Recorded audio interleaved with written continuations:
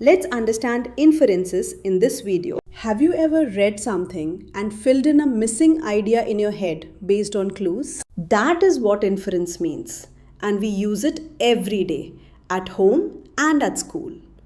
An inference is a conclusion we reach from facts or evidence, not something the text says outright. In tests, however, an inference must come only from what the passage gives us and not from outside facts or guesses. Think of an author giving small clues about plot, character, or tone, and you joining the dots to form a clear idea. Let us look at a short example from everyday life to make this simple. The fact is, Anil has started devoting 15 hours to study seriously for his exam. From this fact, some possible inferences are that Anil is hardworking, that he is likely to clear the exam, and that he is focused and patient. In ordinary life, all three are reasonable inferences.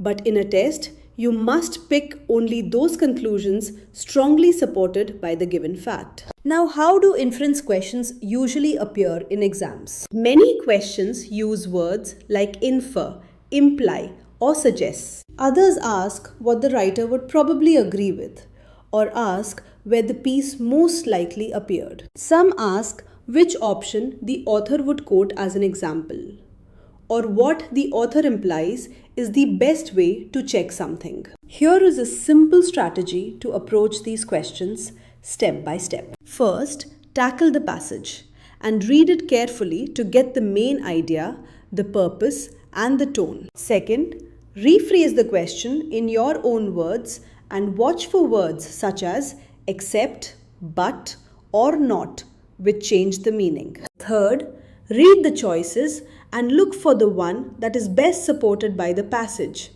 often by linking 2 or 3 sentences. Fourth, eliminate options that are unsupported, distorted, or that add outside facts you cannot prove from the passage. There are a few common types of inference to know. A direct inference follows almost immediately from a single sentence or closely linked sentences. A combined inference follows from connecting 2 or more parts of the passage. A probable inference is a likely conclusion that is not certain but is the best reading of the passage. An invalid inference introduces facts not present in the passage or relies on outside knowledge. Also avoid certain traps when you choose an inference. Do not pick an option that simply restates a sentence from the passage, because that is not an inference in the test sense. Reject choices that distort relationships between ideas or that use extreme words like always or never, which the passage rarely supports. Prefer options that stay close to the passage and reject those that introduce unrelated ideas. Now, let us try a solved example to see this in action. Question number 1 asks, what can be inferred about good science from the passage that says, good science tells us about the world as it is and not as some wish it to be. Option 1 says, good science is well received by the educated. Option 2 says, good science is based on concrete results obtained through testing a hypothesis. Option 3 says, science and religion are the same. And option 4 says, good science will always prove the populace wrong. The passage says, good science tells us about the world as it is and is not guided by preconceived notions. So the best inference is that good science is based on concrete results obtained through testing a hypothesis. Options 1 and 4 are not supported by the passage, and option 3 is far-fetched. So option 2 is the correct choice. Next, question number 2 describes the Beirut Law School as a repository and a center of law that relieved the busy imperial courts. Statement A says, the law school allowed judges to speed up cases. And statement B says that with destruction of the school, law administration suffered. Statement A follows closely from the line about relieving busy imperial courts.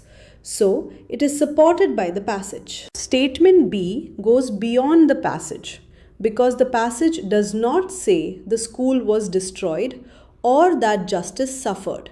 So B is not supported. So what do we learn from this? We learn that inferences must follow logically from the passage and that the best inference stays close to the given text. Let us quickly remember: read carefully, rephrase the question, compare choices to the passage, and eliminate unsupported options. So today we learned what an inference is, how to approach common formats, how to spot types and traps, and how to solve examples step by step. Keep practicing with short passages and always test each option against the passage's exact words. Thank you for listening, and do explore more practice questions and clear explanations on EduRev to build confidence gently.